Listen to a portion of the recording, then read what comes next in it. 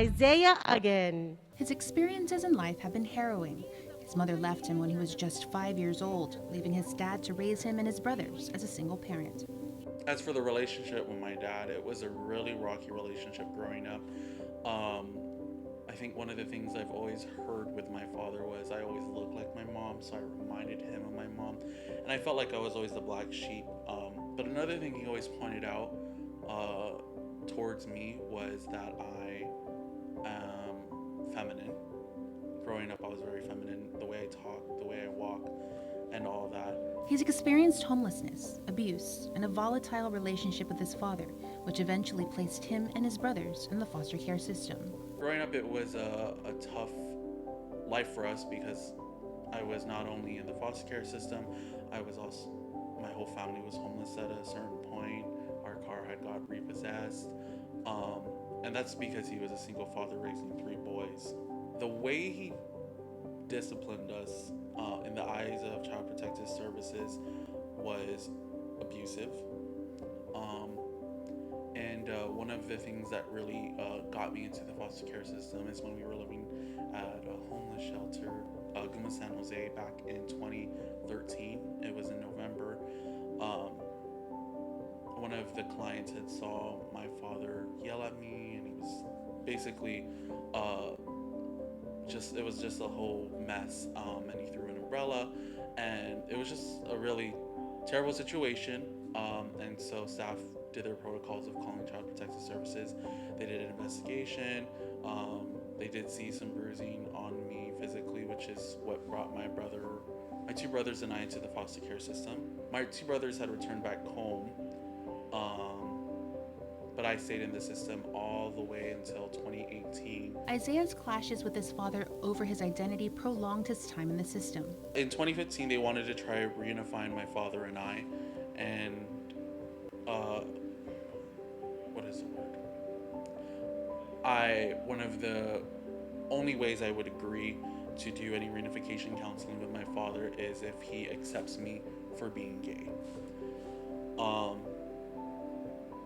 And from what I heard in the court hearing, because I was not physically there, my social workers, my guardian ad litem, and my therapist had informed him that I was gay and that he needs to accept it and be willing to understand that this is who I am. And he basically exploded. He did not like hearing the fact that I was gay. He didn't believe it. And I think what I'm very thankful for that I didn't have to go through what anyone in the LGBTQ community had to go through with their parents directly. This was an indirect way of telling me he wouldn't have accepted me. So I'm thankful I didn't have to go through that experience.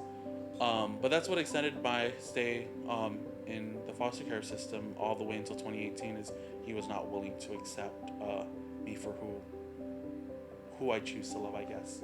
Isaiah had different experiences with different foster families, and finding a suitable family was challenging at times, from not fitting in, feeling uncomfortable, and experiencing other tense situations he can only describe as toxic. He spent most of his teen years in shelter at Sanctuary Incorporated. Most of the time when I was in the system, I was in a shelter called Sanctuary Incorporated. It's a really great nonprofit organization that pretty much molded me. He reflects on his own time in foster care and important values and principles foster parents should possess. They should be open to connecting to their child and influencing them in a positive way to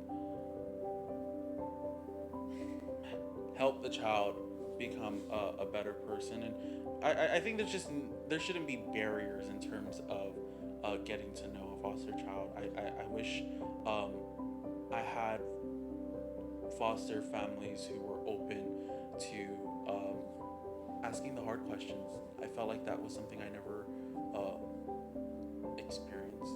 He adds this advice. I felt like I was always looked down upon my whole life because of my past experience, and I just felt like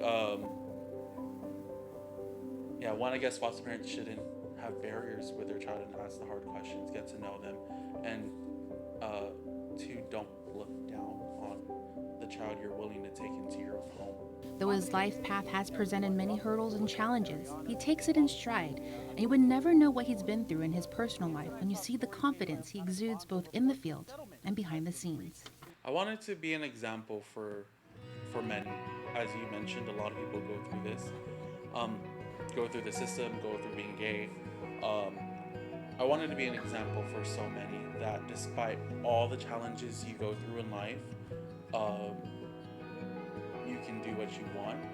Being in media was always a dream of mine, and so um, yeah, I wanted to be an example that despite how terrible life can be at times, especially in your young developing age, uh, that shouldn't be the reason why you're either going into the wrong direction or you feel like you're being held back. In fact, you should be using it as fuel um, to move forward. He also offers this reminder and message to kids that may be facing similar circumstances. I just want them to know that it's not their fault.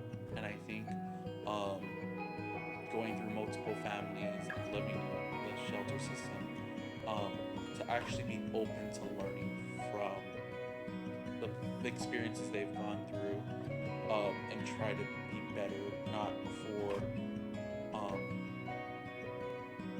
only themselves, but also for their future. Isaiah and his father were reunified in 2018.